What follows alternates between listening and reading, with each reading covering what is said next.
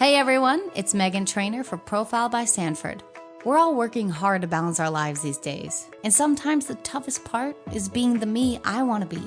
Profile's one-on-one coaching and customized nutrition plans will help you stay on track. Balancing a healthy lifestyle, losing weight, and understanding nutrition isn't easy, but Profile makes it simple. Now you can try 4 weeks of Profile for only $49. Find your plan at profileplan.com. That's profileplan.com.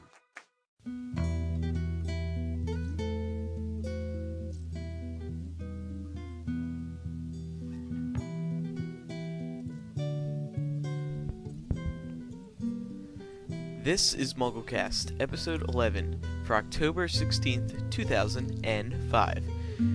If you haven't finished reading book 6 yet, then you probably do not want to listen to this podcast, as we do talk about several different spoilers. Hey everyone, welcome to episode 11 of MuggleCast. This is the show where we bring you the latest news, theories, discussion, cooking recipes, anything you can imagine relating to Harry Potter, right here on the show. I'm Andrew Sims. I'm Kevin Steck. I'm Eric Skull. And with a fully functioning headset this week, I'm Laura Thompson. You sound so much clearer. Oh, thank She you. does. I know. It's great. Before we move on, it's not another episode of MuggleCast without Micah first updating us on the past week's top news stories. Alright, Andrew, on Friday, Goblet of Fire tickets went on sale at Fandango.com and Moviephone.com. If you haven't already, make sure you purchase your tickets as soon as possible. Additionally, earlier this week, Apple released the Goblet of Fire theatrical and teaser trailers in high definition. As always, we have plenty of movie clips, pictures, interviews, poster, and calendar scans over on MuggleNet's main page. A lengthy and detailed 51-page document on the actors and actresses starring in Goblet of Fire has hit WB's publicity website. Of particular interest were comments on Mad-Eye Moody and the scene involving the Hungarian Horntail. Wrapping up the movie news on October 16th, HBO Asia will broadcast the third Harry Potter film, Harry Potter and the Prisoner of Azkaban. They have announced that they will be showing an exclusive sneak peek at the fourth movie, as well as giving away 2 tickets for the world premiere of Goblet of Fire in London. On Tuesday night, J.K. Rowling picked up 2 awards at the first annual Quill Awards. The latest installment in the Harry Potter series earned her the accolades for both Book of the Year and Children's Chapter Book, Middle Grade. She was quoted as saying, "I am still not used to the idea that so many people across the world are intimately familiar with the characters who, for so long, I alone knew." Awards like this, where readers themselves vote, are therefore especially meaningful to me. You can watch the awards October 22nd on NBC. Finally, one of the men involved in the robbery of 2 copies of Half-Blood Prince last June, Aaron Lambert, 20, appeared before Northampton Crown Court on Monday. He has admitted to theft and possession of an imitation gun and is being held in custody. Well, pal, I have a feeling you'll have plenty of time to read Half-Blood Prince now. That's all the news from our news center in New York for this October 16th, 2005 edition of MuggleCast. Back to you guys. Alright, thanks, Micah. You're Well, welcome. guys, we have a big show Micah? Yeah? Are you supposed to be here this week on the show? I mean, we didn't have you scheduled in or anything, but... Well, I came up for a breath of fresh air from the Transcript Dungeon, so I figured I'd stop in and see how things were going. Oh, okay. Well, welcome, Micah, everybody, to this week's show. He'll be joining us this week, I guess. Can you handle it, Micah? I think I can handle it. Well, we have a lot to discuss this week. There's so much to cover, so many new pictures. If only we could go through each one. First of all, let's get through a couple announcements. Ben isn't here this week with us. Dead silence. That pretty much explains it. Moving on. Rejoicing Darn. in the streets. Yeah. And there was rejoicing in the streets. No, I love Ben. Well, before we move on to our main discussion, first I want to talk to you guys about helping us out in the ratings. Now, as you know, we're on iTunes, which we really can't control how high up on the list we are, unless we have subscribers. But Podcast Alley, I know most of you have heard of it. We have a link to it on MuggleCast.com. We ask that once a month, just vote for us. All you got to do is click on the link on MuggleCast.com. It says vote for us on Podcast Alley. Click on that, insert your email, then confirm your email with them, and then it'll count as a vote for us. And we like being high up on that list in the top 10. I'm sure we can make it to number 1. It makes us feel special. Yeah, just do it once a month because they reset the votes each month. So it's like a whole new contest every month. It's kind of strange, but... And also, Yahoo premiered their brand new podcasting service, which is a lot like iTunes, only it has a... you can submit your own user reviews and rate the shows. And for those of you who might have noticed, our podcast tags got a little spammed with some... inappropriate. Yeah, it's happening on other podcast listings too, just not ours. Clearly, Yahoo really didn't think that whole thing through. So if you could just give us a vote over there, get us up on the rankings, show how much you love us, that'd be really great. Yeah, and so just do it once a month. Yeah. Also, try to add tags that are relevant to our podcast to outweigh those which have been spammed. Hopefully, I like Yahoo's. I think it's a lot better than iTunes because it's a lot more interactive, but it has its weaknesses, like that tag. Too far with the interactivity. Yeah. So we put a complaint into Yahoo, and we don't want to send you guys out after them until, well, we're sure we probably will. Well, tomorrow. Tomorrow. Yeah. If you don't respond by tomorrow, Yahoo, you're getting a lot of emails. They are dead. Eric, contest update. Contest is now closed. We've already announced the winners. Yes, as promised, the list was up at the release of episode 10. So it was overall it was a really good contest. We really enjoyed reading the entries, and hopefully everybody enjoyed voting on them and seeing the final list, which is up on MuggleNet now. Also, as promised, we have to announce the top 3 winners right here on MuggleCast right now. You guys cool with that? Sounds good. Cool. In third place, we have Tim Tugendhut, whose entry was, in order to kill Lord Voldemort once he was mortal, the entry that won was to play tug-of-war with him with the veil in the middle and let Grop pull on your side. Dead silence. You guys suck. All right. Yeah, that works. What we just had. Yeah. Once again, these were voted on, and the top few really won by a lot of votes. So it was pretty steady. Now, yes. So second place. Well, Tim has won a house scarf of his choosing from the Ollivander store. I'm not sure yet. I was talking with him. He was indecisive. Oh, okay. But anyway, once again, this contest is co-sponsored by Ollivander, and all our prizes are coming from Ollivander. So, in second place, we have Moldy Crow. They chose to be credited as Moldy Crow, whose winning entry was to put Voldemort on a blind date with Umbridge. Oh, that'd be pretty nasty. That would do anyone in. Yeah. Yes, it would. What's wrong with Umbridge? Okay, well... Well, Micah, no, there's nothing wrong with Umbridge, but moving on. Okay, and in first place, the winner, Kristen Atkins, has won, and her entry was... Well, due to the nature of it, why don't you take it away, Micah? Can you read Kristen's winning entry? Sure. Newsflash, he who must not be named was found smothered under a buffalo yesterday. Apparently Voldemort, yes, since he's dead we'll name him, was a bit lax on his spell pronunciations, and like the wizard Barufio, said S instead of F, and found himself on the floor with a buffalo on his chest. However, since Voldemort was not found for 7 days, he suffocated. The buffalo is now being hailed as the beast who sat. Nice. That was cute. And that one received 2,294 votes. That is entirely correct, Andrew. And the total, and the total number of votes we received was 14,163.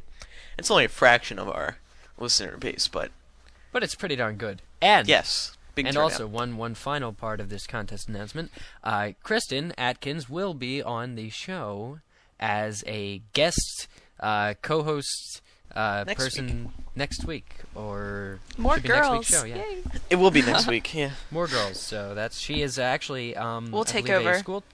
And she is actually, I believe, a school teacher. Oh, that's cool. By the way. Oh, really? So that's going to be interesting. Geez. I think she teaches the middle school grades, possibly 6th.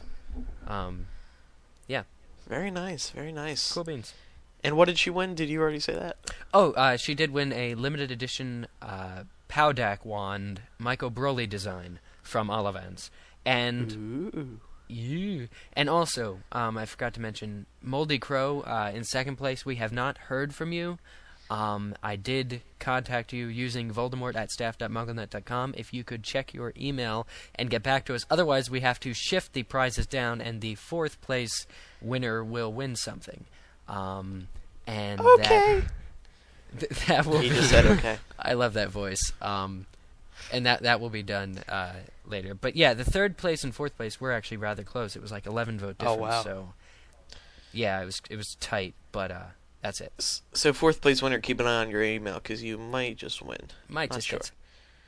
And also one last final update on the New York City, our big event in New York City, the live podcast with Pottercast and MuggleNet combined to create PuggleCast. Now sent in by someone. MuggleCast plus Pottercast equals PuggleCast. We're actually having a hard time thinking up a name for the show. A lot of people suggested the leaky mug. The leaky mug. That's That's clever. Is. A leaky mug. The leaky mug cast. We leak with drip. Terrible jokes. We drip Potter ounces. Okay. Nice try. Mix us Ounce with of your Potter. morning I will cup come of up. Joe. No, I will come up with this. This will. I'm going to think of something by the end of the show. All right. Yeah, so if you have an RSVP right now, you can send in your reservations to show up at the show to hplive@gmail.com. Now, just because you RSVP doesn't guarantee you a spot, because we have at least, I'd say like 500 people Yeah. reserved for the show. And it's funny because the room that we're going to be in can only hold 200 to 300. So you'll want to get there early. There's going to be 200 to 300 seats. We're going to pack in as many people as possible without violating any fire regulations. But it's really going to be a great time, and we'll be more than happy to meet everyone afterwards. Yeah. And that's it. We'll keep providing updates on the stuff. I know a lot of you have been asking whether exact times for the show and just reserving spots, but we got one reservation with a group of 15 people. So Wow. yeah, we're gonna be packed. But That's- the plan is that our feed is going to be going through the entire store, so you can stand right up front, and we'll be more than happy to meet everyone. Yes. Everyone. Yeah. And I didn't tell anyone yet, but the entry fee is $30. You can give that to me at the door. And they're all I'll going to be- sign Andrew, you'll be- autographs for you. Andrew, you'll be setting up the cast. Just kidding, no I'll be entry there. fee. Just to clear. Yeah. Okay, yeah, no entry fee, but No entry can I fee, clear up just that I will a be joke. there too? Okay. Yeah, Eric's going to be there. you are I'll going be to there. be there? Kevin I will be there. I'll be I there. don't know. if Micah I will be show up there. now. Oh yeah, I will. Laura won't be I'll there. be there. Aw. Why not? I'm poor. Oh. Oh. Well, for those of you who want to give Laura money to come up, then Yeah, just pull email. the- that we- should we be can your pull- listener challenge this week. Send Laura money so she can go to New York. We can pull the MuggleNet funds, can't we? That would be so cool. We don't have Muggle. I know. Yeah, that's right. We're Yeah. all- We for. work at McDonald's. They for all money. go back into the server and stuff. Right. Okay, so this week's main discussion is Draco Malfoy. All about Draco Malfoy. Whatever you can think of is Draco Malfoy. We're going to be covering lots of things. Eric, you have one topic we want to start off with first. He's a very interesting Oh character. yeah. Sorry. Okay. No, I was. You're keeping that in. Yeah, giving leave that- it in. Leave it in. I was giving an example of what we could talk about Draco, but yeah, no, these character discussions are good because then we can talk about all 6 books at once. But actually, Micah had a favorite editorial of his on MuggleNet that he wanted to bring up. Would you like to discuss that, Micah? Sure. Basically what it was about was Draco being a werewolf as opposed to him... Well, he's still working for Lord Voldemort, but kind of under the guise of being a werewolf, and what he showed Borgin in the shop was actually a werewolf bite as opposed to the Dark Mark. I don't know what you guys thought about that. It was a pretty interesting editorial. Now, why would someone think it was a werewolf bite? Well, the person in this editorial argued it because he uses the name Fenrir Greyback when he threatens Borgin, and isn't that kind of an odd name to use out of nowhere to threaten Borgin? He could have used Voldemort. Well, that is a good point, seeing as we do know that Greyback likes to go after children and adolescents, so it is a valid point. Yeah, but do you think he would go after a honestly, kid of a honestly, fellow I Death think Eater? it was the Death Mark. Dark Mark. I do too. Death Mark. Oh, okay. Laura right. just woke up, everyone. I do think it was the Dark Mark, honestly, but I do think that is a very valid point, and I do think it probably made for an interesting editorial. So. Well, I know that in the past they had said he was something different than human. Like, I think I've heard vampire before because of his composure, how they explain his skin and how he looks. You know, much like Snape and the fellow Death Eaters, they tend to say they look almost withdrawn, dead, stuff like that. Right, so. and in this editorial, I think it was a girl. We have to maybe get her name. If you have it, Eric, do you have it? Harry Seeker. Harry Seeker, yes. Okay, so... It's not like a name, but it is Harry Okay. Seeker. So. She actually compares a lot of quotes between Malfoy in Half-Blood Prince and Lupin in previous books, and how the same kind of character traits are used to describe both of them. Such as shadows under the eyes. Right. I like it. I like the editorial as a whole. I think it presents its case clearly, with the dark shadows beneath the eyes and stuff, which was taken from the scene where Harry finds him in the bathroom in Half-Blood Prince.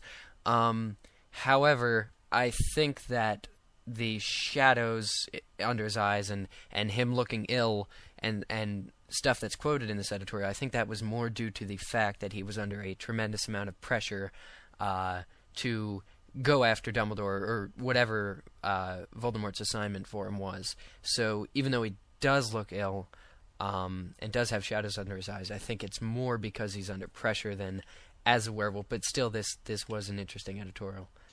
Well, okay. Do you guys think he's evil? Oh, That's a Yeah. good question. I think he's unsure of himself. He's grown into a role that isn't who he really is.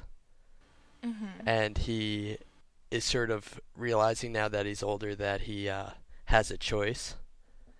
And I think that was best shown at the end of book 6 when he was being spoken to by Dumbledore, and he was very unsure well, of that himself. was the theme, I think, in Half-Blood Prince, Yeah. where he's changing, and now he's got to be evil. Just look at him now. Look at the position he's in now. He can't get out of it. I think Draco, I don't think that he is a good person. I don't think that he has the same type of morals that someone like Harry would have. But, like Dumbledore said, I don't think he's a killer. Every day, we're always saying, oh, I'm going to kill this person because they make us so mad. But if you were actually faced with it, faced with the one person that you hate so much, would you actually be able to do it? I mean, 9 times out of 10, it'd be no. So Definitely. I think Nice, that yeah. I think Draco's definitely if you compare him to people in the 1950s and such, people who were racist, most of the time these people weren't able to run out and kill people. They just sat at home and were bigots, which is what I think Draco is.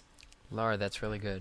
But don't you think he's sort of been forced into that? I mean, Yeah, I do. The fact that he doesn't have the same morals as Harry comes from the fact that he grew up in a family that taught him that. I think that Draco is very power hungry, and when he was handed this opportunity, he bit off way more than he could chew. He didn't know what he was getting himself into, and I don't think he really started to Completely. realize it until he got back to Hogwarts, and he tried to, you could tell, because every time when he tried to poison Dumbledore, that was just lame. The chances of Dumbledore actually getting that, that was between slim and none. So you know that he was losing his steam, and I don't think he really had it in him to do it. Yeah, Draco, I like what you said about him, and I think so too. I think all throughout Half-Blood Prince he's been faced with things that he's finding that he cannot do. And is he a good person like Harry? Of course not, but I still think I truly believe that in Book 7 he's going to play a good part, or at least start respecting Harry a little bit more, because his father is gone. And one thing I wanted to point out was Voldemort gets his followers to do what they want because based on power. And Dumbledore, see, you need to be very good at what you do for Voldemort to be pleased with you as his servant. You need to be effective. You need to have power. And Draco is finding now that he is not that powerful, and he's displeasing Voldemort, and he's probably fearing for his life. And the thing with the good side, and I think the thing that appealed to him most when Dumbledore was talking to him, was that you don't need to have a specific amount of skill to be on the good side. You just need to hold the belief in the wizard kind, and you need to think good in a way. You don't actually have to be powerful. You need to have that faith, basically. You have to, yeah.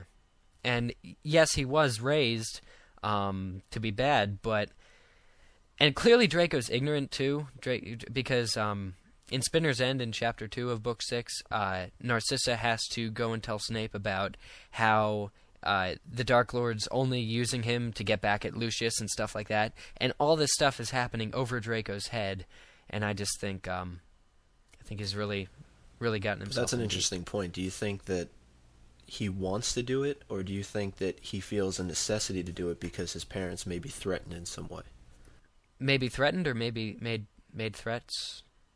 I don't think they've been threatened, his parents, at all, because that would be that would be the wrong move for any leader to do, to threaten the family who is following you in order to get the kid to do something. But I think that he's been threatened before with his own life, whether he would be able to accomplish it or not. Sort of like, if you don't get this done, then something will happen to you. And I think that's why his parents were so concerned, like Narcissa and stuff, because she knew that if Voldemort decided to kill him, she could do nothing. She would have to watch, and he was being treated as an adult wizard in Voldemort's eyes, and he was responsible for what he did, and she saw him as her son, who was not an adult yet, and walking into something he couldn't handle, biting off more than he could chew. Sorry. I think it really might be a little bit of both. Just because Draco's been brought up this way, he feels like he has this obligation to fulfill what Voldemort has asked him to do, and now that he actually gets there and he's starting to have doubts, I mean, that's a pretty big internal struggle to be brought up this way, to be brought up hating anyone who wasn't pureblood, hating anyone who accepted Muggle-borns and Half-Bloods into their school, and then be able to get there and not be able to do anything, even when that person was at their most defenseless. So that, I mean, I honestly did feel sorry for Draco during Half-Blood Prince, because you see that he's growing up a lot in the same way Harry is, obviously in different directions. Harry's finally accepting his role as the chosen one, and then you see Draco having doubts and seeing that he has other options, but he's been brought up thinking that he's not allowed to take those. And he's almost trapped. I mean, he's between a rock and a hard spot. Yeah, he is trapped. Do you think that Draco has a chance of getting out, or do you think he's just going to be stuck? I really don't know. Honestly, I can't really see Draco coming, and this just might be my own personal opinion, that I wouldn't really like to see this happen, but Draco coming and becoming best friends with Harry and helping him kill Voldemort, and I really couldn't see that happening. I could see Draco helping Harry, but not directly. Like, something he does ends up in Harry's favor. Purposely or I like that. inadvertently? It could be totally inadvertently, I think. What I want to happen now, I kind of wanted to mention about, I think a threat to Draco's own life would probably appeal to him, or like be more effective than a threat to his family, just because Draco does like being alone, and we've seen him venture off in Diagon Alley and stuff. He likes doing his own stuff and he likes being responsible for his own actions. He just can't handle it. But as for him in the inner circle or whatever of Voldemort doing something in favor of Harry, I think I like this idea that there are people in Voldemort's inner circle who have questionable, like, I would say loyalty, because Voldemort doesn't, like, there's Peter Pettigrew, who, it's been said before in the books, has wavering loyalty, and he'll shackle up to anybody who's stronger.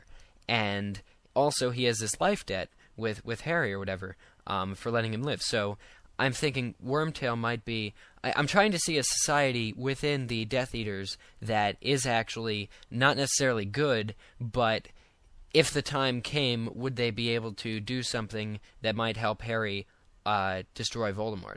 I believe Snape might be in that circle, and now Draco. I think that a lot of the Death Eaters followed Voldemort originally because he was the most powerful. So if something happens to sway that scale, I mean, right now, with Dumbledore dead, I'm sure they're thinking that they chose the right side. But if something happens to Harry, and I've gotten quite a few voicemails regarding this, if a lot of people view Harry currently as not powerful enough to defeat Voldemort by himself, and I agree. He hasn't. I mean, he's shown quite a bit of talent, but compared to the fight they had in the end of Order of the Phoenix, Voldemort and Dumbledore, Harry is nowhere near that stage. Oh, and the weird language that Dumbledore was speaking, and he doesn't know anything. He's of that. very. It wasn't even currently, mentioned. I mean, he's almost ignorant compared to the level of Dumbledore and Voldemort. But if something changes to sway that scale, where Harry starts learning by himself and starts picking up these skills that are required to defeat Voldemort, then I would like to see how the Death Eaters are going to react, because they're going to start seeing, wait a sec, now the person who's fated to, well, they don't know he's fated, not everyone, but the person who's known to be the only person who's going to be able to fight Voldemort, which is Harry Potter, is suddenly becoming powerful, if not more powerful than Dumbledore was. Now what are we doing? Yeah, and I think... sort of questioning their loyalty due to the fact that Voldemort isn't on top anymore. And I think that's what happened to Draco. He saw Voldemort in such a great light, thinking he was a hero to him because he was so evil and stuff like that. But when he actually got into his inner circle, he realized that it wasn't as good as they made it out to be. Also, with the Death Eaters, I'm trying to call it, I guess, a lack of love, because if you realize Voldemort doesn't love his followers, and he just does, he likes them for their power. So, and it's not that the Death Eaters need love. I mean, I'm sure everybody needs love, but one of the reasons, like, Sirius believed that Sirius Black told Harry that his whole family thought Voldemort had the right idea. And, they weren't into as much cruelty and torture as Voldemort was, because obviously Voldemort has a twisted, messed up soul. But I think the thing that distinguishes the Death Eaters is their ability to hate, but also their ability to do something about it. And the Death Eaters do have a kind of, course of action. So they are, in a sense, worse people than, the good side. They aren't just, in Voldemort because he's powerful. They also do truly, hate some people and have the ability to make things happen. But unlike Dumbledore, I wanted to say that Voldemort does not love his followers, and I think that will be a severe issue, because if they're not respected and not trusted, I think eventually they might overthrow him. That's a really, really good point. And relating to that, I think that Voldemort has gotten a lot of the people who were just sitting at home and saying, I like that ideal, but were too cowardly to go out and actually prove that they liked that. I think he's gotten a lot of those people involved because they think that Voldemort's now the most powerful wizard out there, and they think, oh, well, now that he's got control, I might not have to do so much killing. I'm not going to have to go out there and fight so much because he's got the upper hand. But what's going to happen now that things are starting to waver, Then they're all going to be brought into it's the perfect. I think it's the perfect Nazi allegory. They're the perfect Nazi parallel. The parallel. Because you have the people who are in it. Basically, the Nazism was, at least how I understand it, was a window for hate. It was the opportunity to hate. They channeled, Hitler and the Nazis channeled common citizens' hate and turned it against people. Turned it against the Jews and everybody. It's what happens when you let bullies get into power, basically. Sadly. One last question, and then we'll wrap it up. What would have happened if Draco made friends with Harry in book 1? Do you mean... Would it have been a completely different ballgame? By which way? Do you mean Harry making friends with Draco, like taking his offer to become friends? Right. Or Draco making... That moment right there.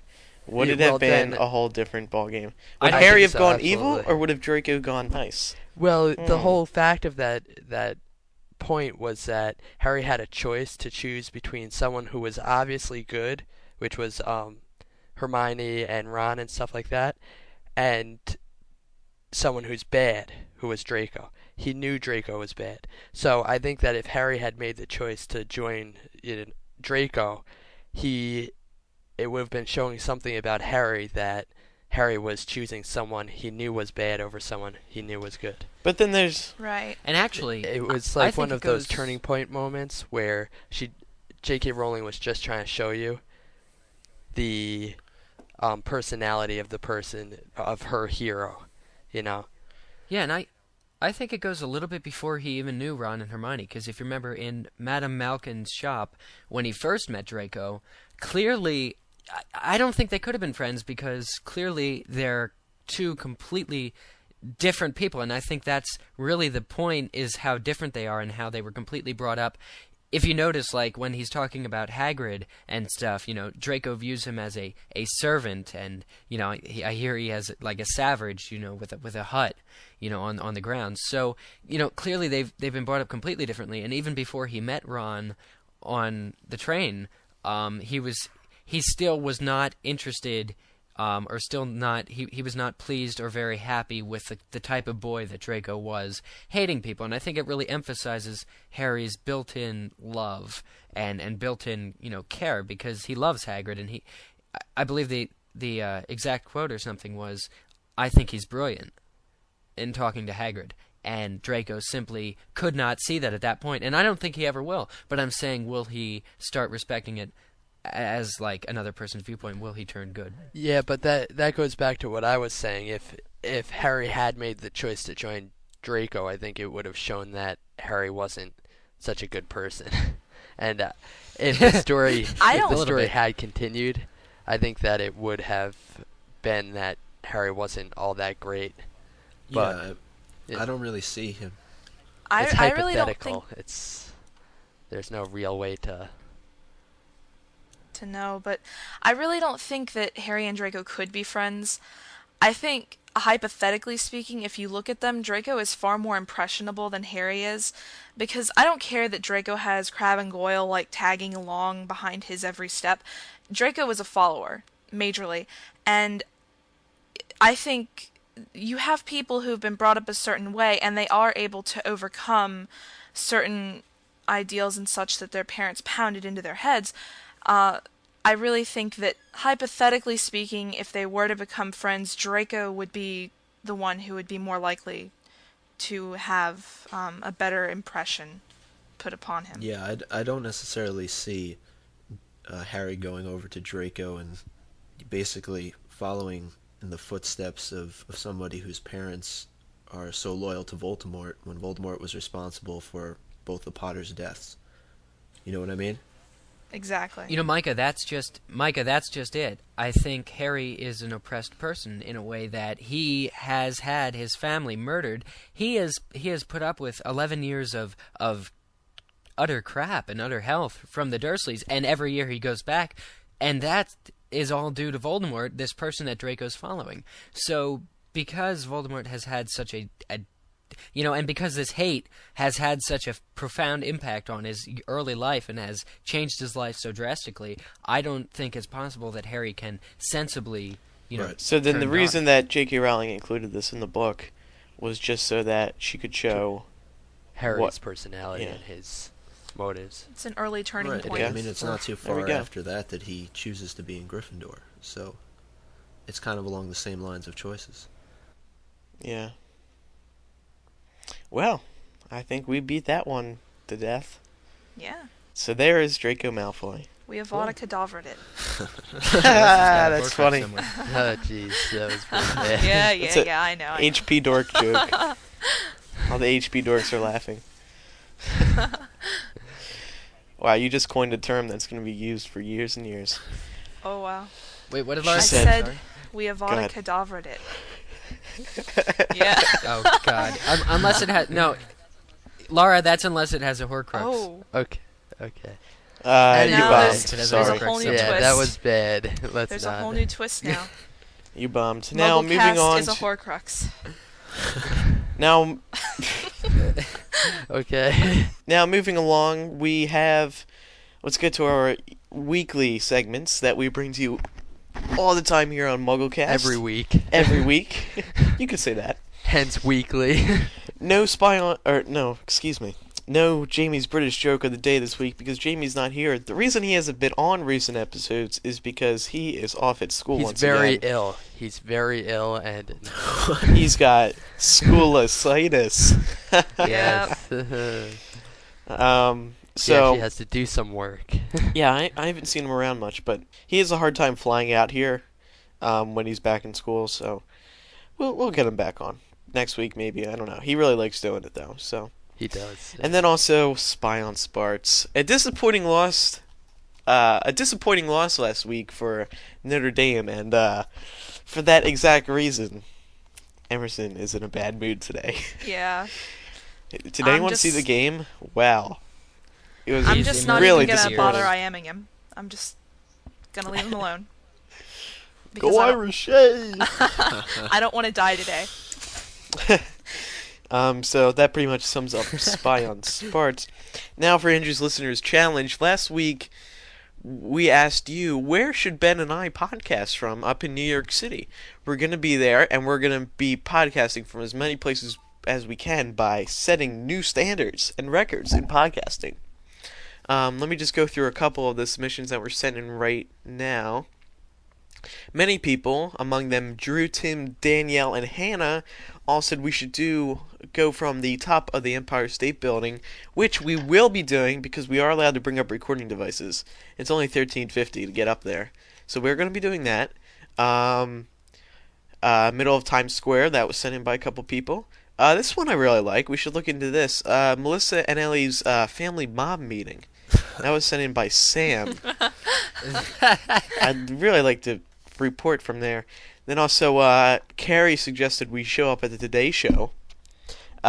Victoria said we should go from Macy's or near University. Greg said we should podcast from Trump Tower or Yankee Stadium. I'm a big fan of Trump, so I think, and I know Trump Tower's open to the public. So. I've been to Trump Tower. Yeah, it's nice. Yeah, Trump Tower's awesome. So we'll probably go in there. They have those Maybe science we can exhibits. interview the Donald. Just run up the stairs, avoid all security. A Ferris wheel in Toys R Us, or the taxi, or a taxi, or maybe the Hans Christian Andersen statue in Central Park. That was sent in by Hannah. The AHS Band emailed us. It's a group of kids, so I had to put them in there. They suggested KFC, New York Metro System, Lewiston Stadium, Statue of Liberty, of course, Radio City, Central Park. They'd also like to thank Mr. Nichols, their band teacher, for letting them use his laptop early in the morning.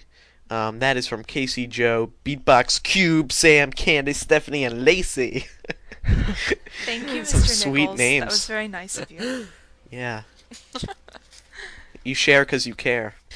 So you can keep sending in your ideas to Challenge It Staff, and then we also, my remix challenge was filled with 3 or 4. We're gonna air 1 or 2 of those at the end of the show, and then we'll air more next week. So basically a remix to make me dance that we could stick at the end of the show.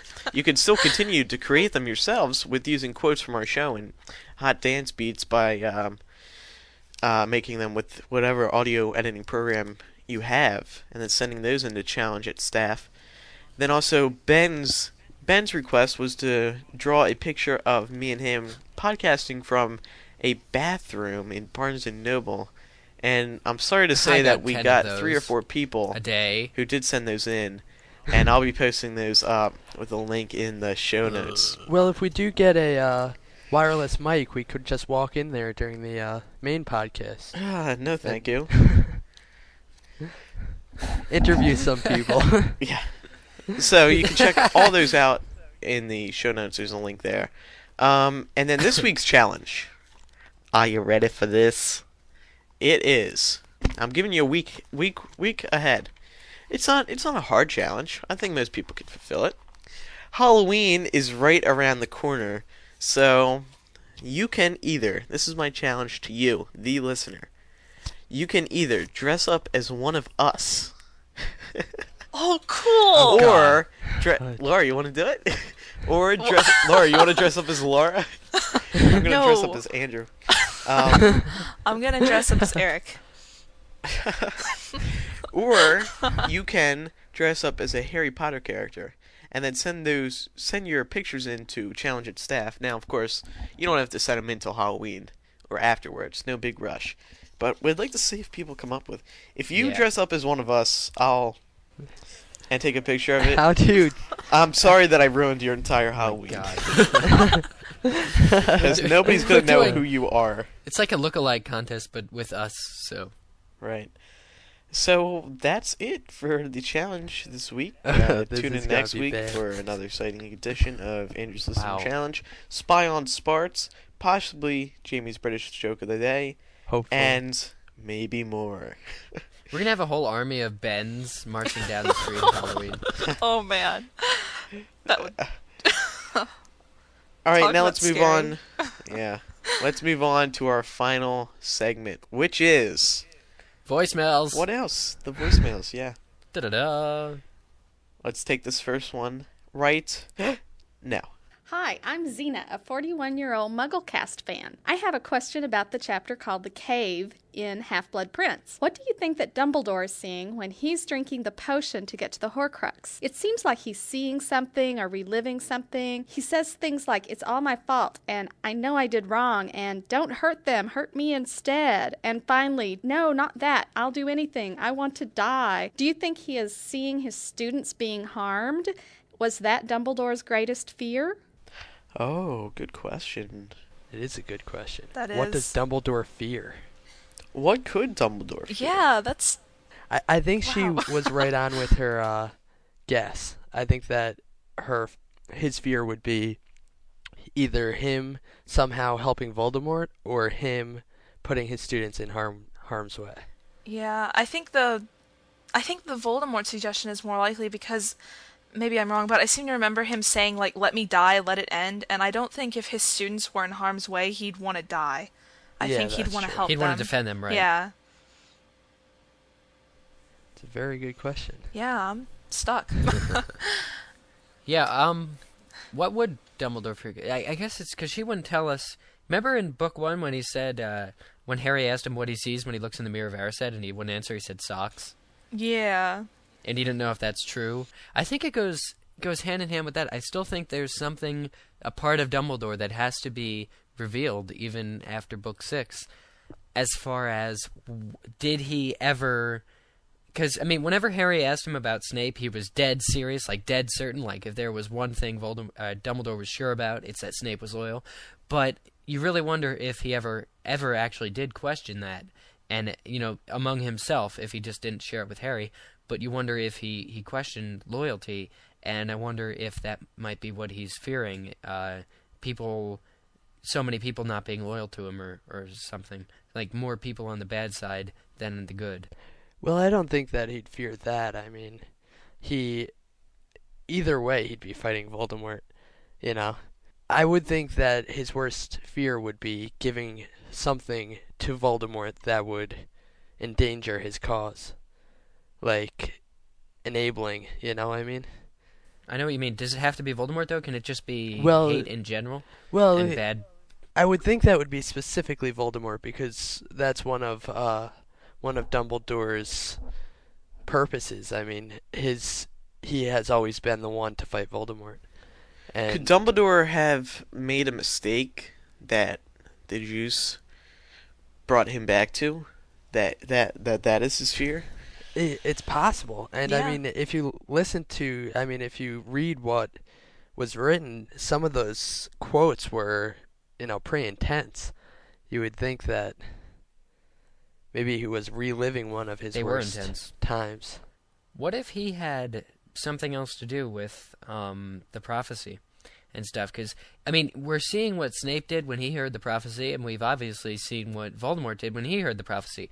But Dumbledore is the one who the prophecy was told to, so what exactly did he do about that? I'm sure he didn't scream, though.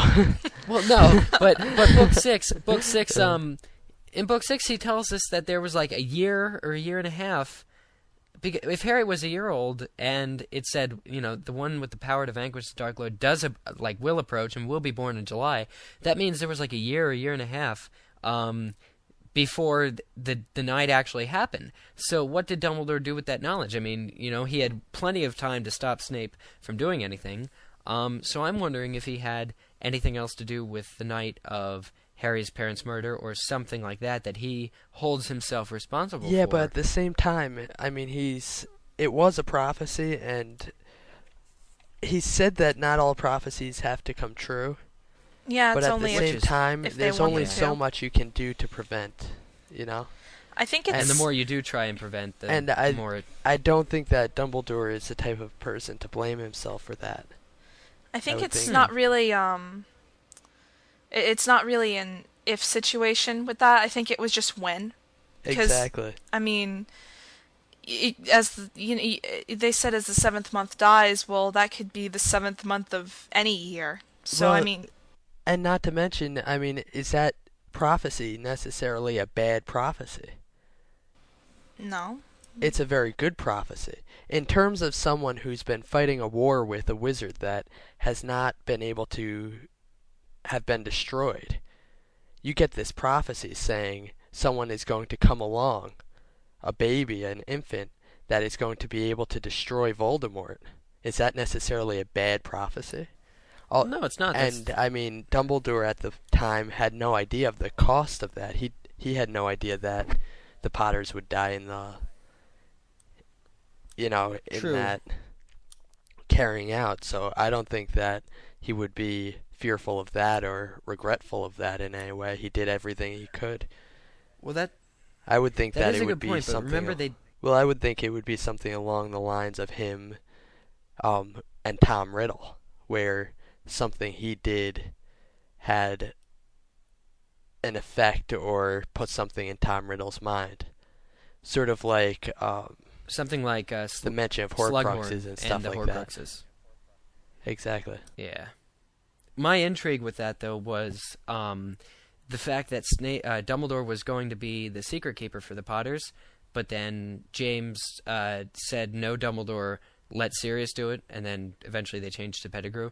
That was what I was trying to get at, just because it's an interesting point that Dumbledore could have had an even more important kind of responsibility as far as directly with the Potters hiding towards the time of the death. Thing, and I don't think he regrets that. You're right, Kevin, but I don't know if he had anything else. Another thing I was also thinking is remember in the end of, I believe it was book 5, when he said that he had failed Harry because he hadn't told him the truth and stuff like that?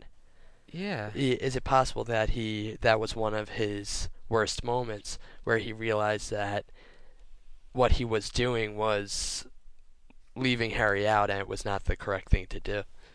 You know? Was the complete opposite. I like that. So that's possible as well.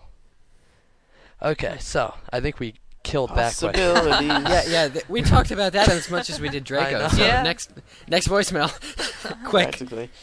Next voicemail. Hey guys, my name is Gia and I'm listening from Jersey. I wanted to say that your show is awesome and I got loads of my friends to start listening to it too.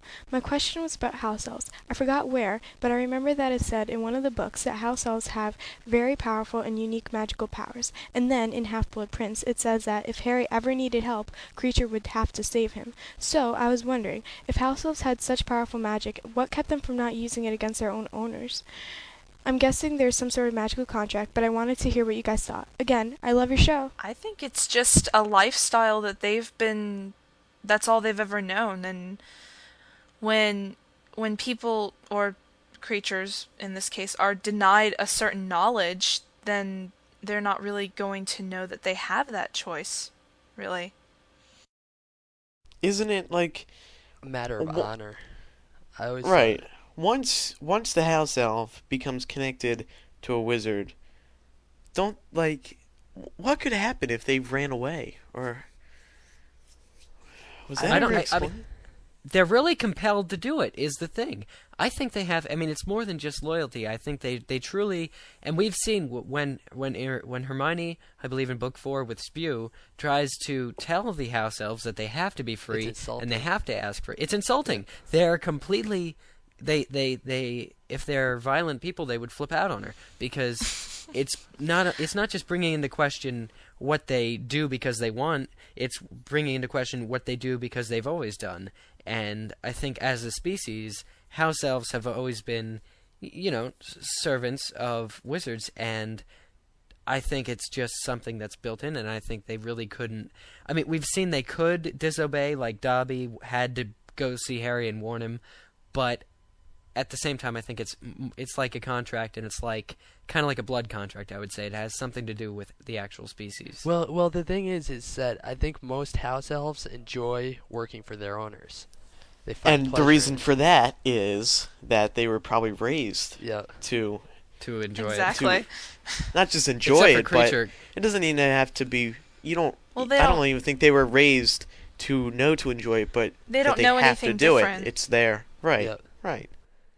They've been brought up in that situation, and now they feel that it's a matter of honor and dignity to respect your owner and not to harm them in any way.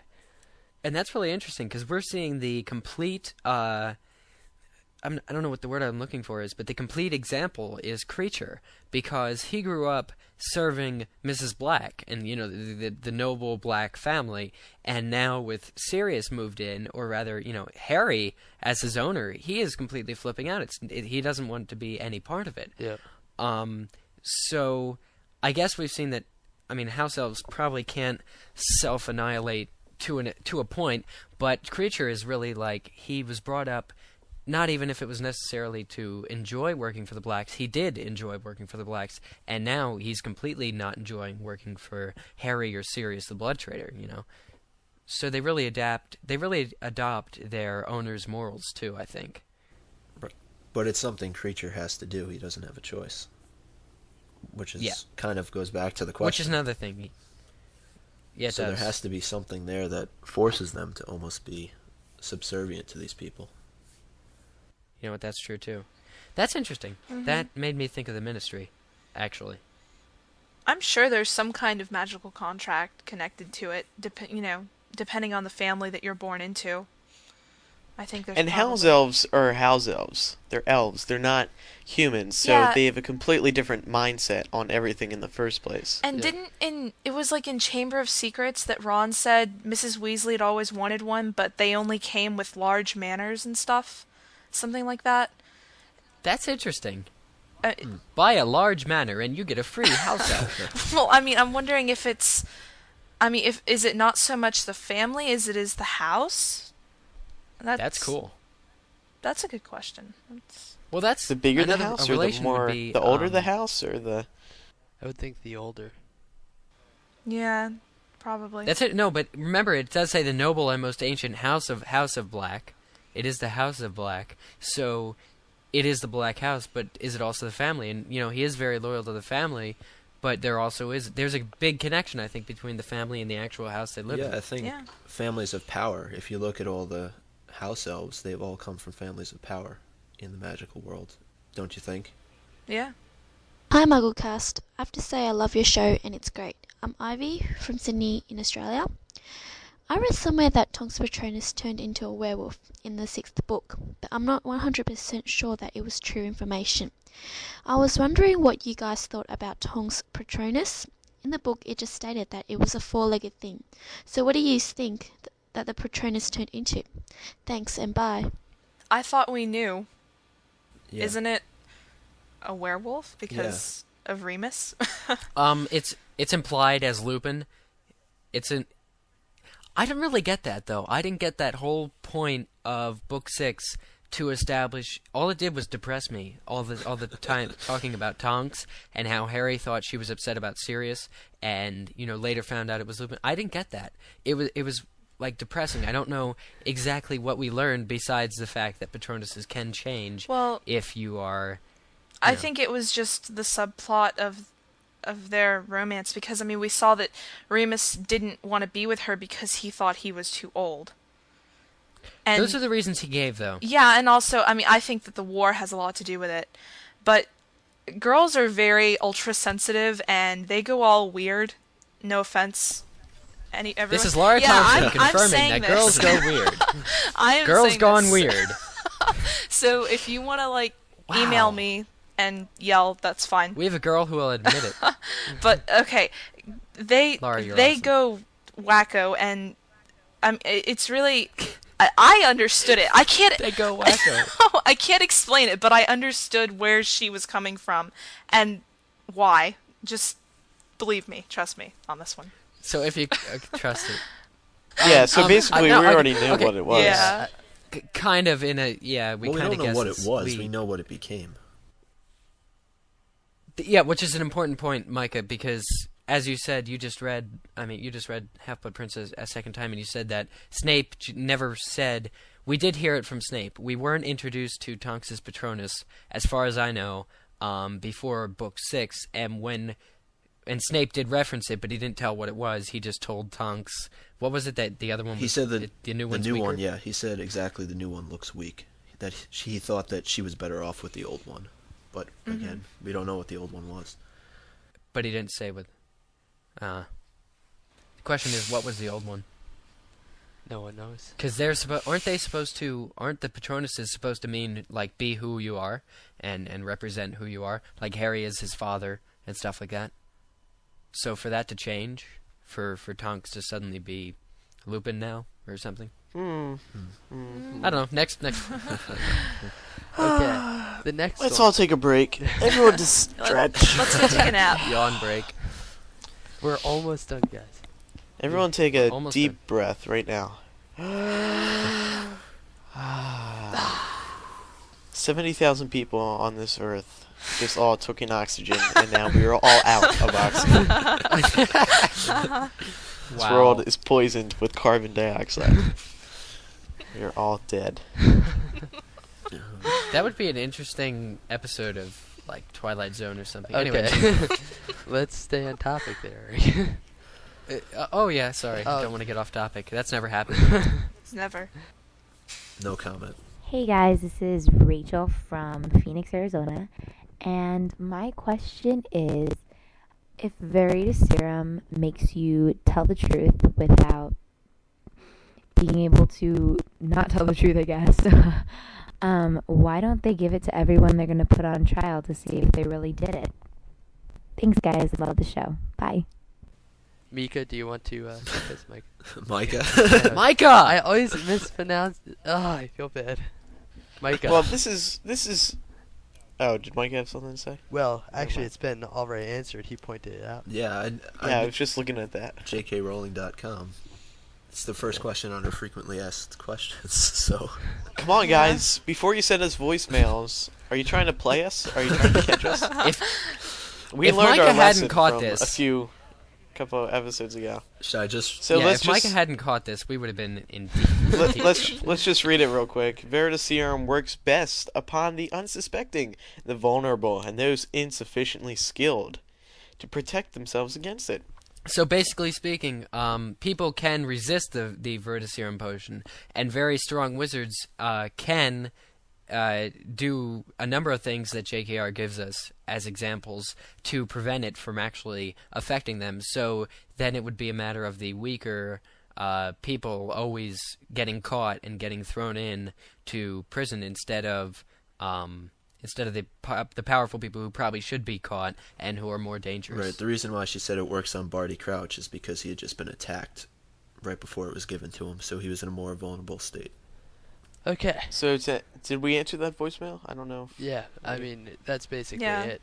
The reason why they don't do it is because they're not unsuspecting. They know that they're drinking Veritaserum, and it would make it so that they could just, go against the effects. I'll post the link in the transcript right to jkrowling.com. Yeah, How about And that? they're trying to make sure we're on our toes here. Make sure we know our stuff. Okay. Right. Hi, this is Peter from Boston.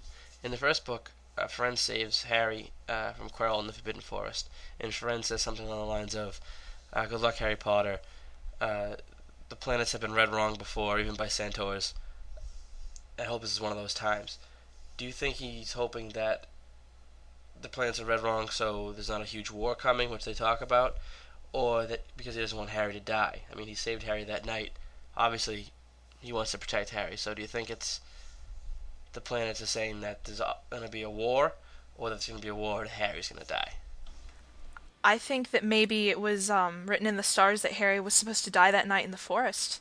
I think that Firenze probably saved him from Voldemort. So you think that it's current, like he was referring to the current state? Yeah, I really think it was, because I mean, if you really go back and read that conversation, they're basically saying, the other centaurs are basically saying, leave it alone, let what's supposed to happen, and well, Firenze saved Harry, so I really think that Harry might have died that night. Yeah, they were really.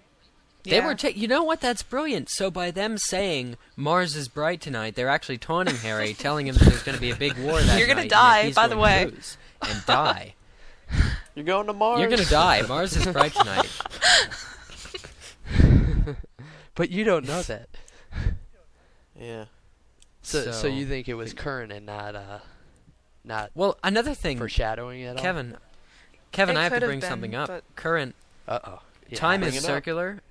What? Kevin, time is circular. Time is circular. Especially in the Harry Potter novels, time has become circular, and so the fact that it's a current event doesn't have anything to do with it. Maybe the stars could actually tell people what happened in Harry's past life when the same thing happened. You know what I'm saying? But they can interpret it to mean current things. So I don't know that it was actually the stars. I mean, it was, but they used the stars to read current events and. Well, it does have a bearing on the future, because if Harry died, then they would be kind of in trouble. And it's interesting because Firenze prevented him from dying that night. So does that mean that Firenze figured he wasn't meant to die, or just wasn't meant to die then? That is a good point, right there. Well, it's like asking how many licks does it take to get to the Well, no, let's see. I have a Tootsie. No, Andrew, I have a Tootsie Pop right here. Okay, one. Okay, we know. One? No, one. Now Tootsie Pop two, owes us for the plug. 3. This podcast is going to last all day. It takes 3. And Andrew, it takes 3. Okay, onward. 3. Well, to be honest, I didn't think of that statement as a current event. I thought it as him foretelling the future. And he was referring to the reappearance of Voldemort, and in this case, I believe he was referring to the war. Like, bad events are going to happen. Not maybe specifically a war, but something bad is going to happen. Well, I think that kind of relates. I think it might be a little bit of both, because they're looking at the stars and they're seeing, oh, these bad things are going to happen. For all we know, if Harry had died that night, worse things probably would have happened. And I think by Firenze saving Harry, he probably prevented a whole bunch of other things that would have happened to the wizarding world had Harry died that night. What I can focus on now is the thing Firenze said about they've been read wrong before, that the stars have read wrong before. I think that shows a necessary point or a part of the centaurs, in that they aren't always accurate, they aren't perfectly accurate, and that even their brand of fortune telling, even though they know, they call Trelawney a kook, and everybody knows Trelawney isn't always accurate, or is rather only accurate when she's doing prophecies. The whole fortune telling thing, it shows a human part of centaurs, in that they're not always accurate, and that whatever can be predicted, it still has to happen for it to be set in stone and to have happened. Right. Maybe Firenze just needs a new telescope. Maybe it was cloudy the night he looked at the sky. Okay. Maybe, Micah. Like it's smeared. Maybe. Dirty. Clean your telescope. He missed the Okay, planet. next voicemail. Hey MuggleNet, this is Griffin from Chicago. I love the show. In the fourth movie coming out, it seems like the movie has portrayed Durmstrang as an all-boys school and Beauxbatons as an all-girls school. I never got this impression from the book. What do you guys think? Do you think J.K. Rowling meant it this way? Thanks. I like the question. I like the question a lot. And it's interesting because I think even in the books, yes, they did seem like all the... I don't know, just the impression that I got from hearing about Fleur and her being Vila. I think that there are, a lot more Vila towards the French area, or in that, so that I think, there probably are a lot of Vila or just beautiful girls at Beauxbatons. So I really thought, now I don't know if they do mention guys and girls, but you kind of get the sense that they are boys and girls schools, with Karkaroff, being the headmaster of the all-guys school, if it is, and, Madame Maxime being the headmistress of the all-girls school, if it is. But I don't think it is an all-girl or an all-boys school, in the way that, because they do still have to cover a geographic region. And as Jamie was saying, when Jamie was on a few weeks ago with us, we were talking about schools. I forget exactly what episode it is. It's been too long. But he talked about, we don't know that many wizarding schools in the area. So Durmstrang is probably... And Hermione has actually backed this up, that Durmstrang is only... Durmstrang is the German school, and Beauxbatons is the French school. So I don't think it's practical that they're all girls or all boys, because they have to cover that entire region. I really don't think they are, because in book 4 it talks about at the Yule Ball. It specifically states that Parvati went to go dance with a boy from Beauxbatons. It's Beauxbatons, right? Oh, yeah. Okay, that's it. Thank you, Laura. But do you think that? Why do you think they tried to portray it like that in the movie? Yeah, I think that they're trying to put across more of the sexual tensions and growing up type thing, really. Honestly, when you look at it, especially since they're portraying the Beauxbatons as being all Vila. I mean, I don't really think they were in the books. I think that it was mainly Fleur. There might have been a couple more, but I really don't think they all were in the book. That is a good point. Yeah. So that whole, it's all, I guess, confusion from what we've seen in the movie and their entrance and stuff, that it really does seem like, all girls and all honestly, boys, it probably makes it easier for the movie, just because they're trying not only to appeal to people who read the books, but they're trying to appeal to people who are just fans of the movies, so... Oh, probably. And even in the costume designer sense, you just get blue and make a bunch of, dresses or whatever for it, and then you take the brown and you make, so instead of getting, all sorts of, I don't know. But it's easier for people. We've only seen so many clips. Yeah. Which is so true. There's there might still be the possibility that the grand entrance, was just featuring the girls. Yeah, true, and that's maybe true. there are later. Yeah, we might later see that. Well, I think it'd be cool if there's like only one guy who comes out of the the horse carriage, like one guy, and he's standing there and he's like, yeah. Well, All didn't right. in the trailer Yeah. though, Dumbledore said, "Welcome the lovely ladies of Beauxbatons." Didn't Oh, he? that's say He that? did. Yeah. So it kind of implies it. So I don't know what the deal with the movie is. You know but- what I think it was? Warner Brothers saw it as a plot opportunity to add a little bit of extra. You know what I think it was? WB saw it as an area where they can improve the plot by keeping Durmstrang boys only and Bo Baxton's girls only, so that people who come in and see the movie say the girls will cheer on the Bo Baxtons and the guys will cheer on Durmstrang.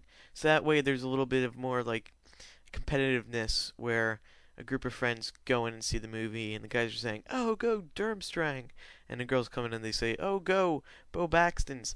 So that way it makes the movie a little bit more fun and interactive to watch. Yeah, that's true. Alright, so that wraps up episode 11 of MuggleCast. This was an extended show, it seems like. Well, at least the unedited show is. I don't know what the final one will be. So, I'm Andrew Sims. I'm Kevin Steck. I'm Eric Skull. I'm Laura Thompson. And I'm Micah the transcriber. Micah the transcriber, thanks for joining us this week. I'm glad you refused to leave and then forced us to have you as a co-host. So next week we will be bringing you our first place winner from our Voldemort contest, and also we might have another contest announcement. Wink, wink. We leave you now with 2 remixes that were sent in for my listener challenge of the week, and we'll see you next week for episode 12. Goodbye. Bye. Bye. This is MuggleCast.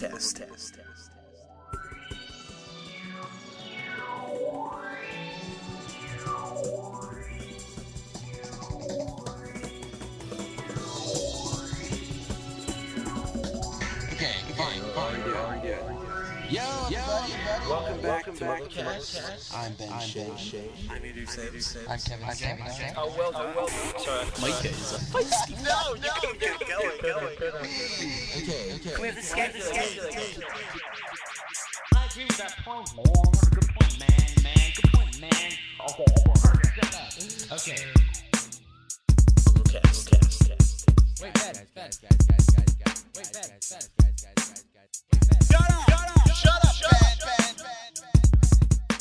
MuggleCast. This is MuggleCast. MuggleCast. MuggleCast. Podcast. What is up with those effects? Woo! Muggle Leaky Pot Chamber Cast.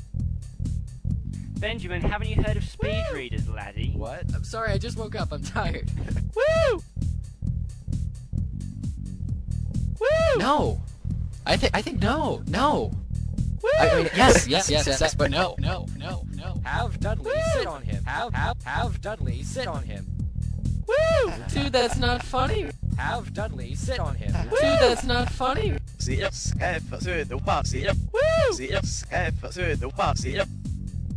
Woo! Don't worry, I won't break out singing Frank Sinatra. Muggle Leaky Pot Chamber Cast. Muggle. MuggleCast. Only one will reach eternal glory.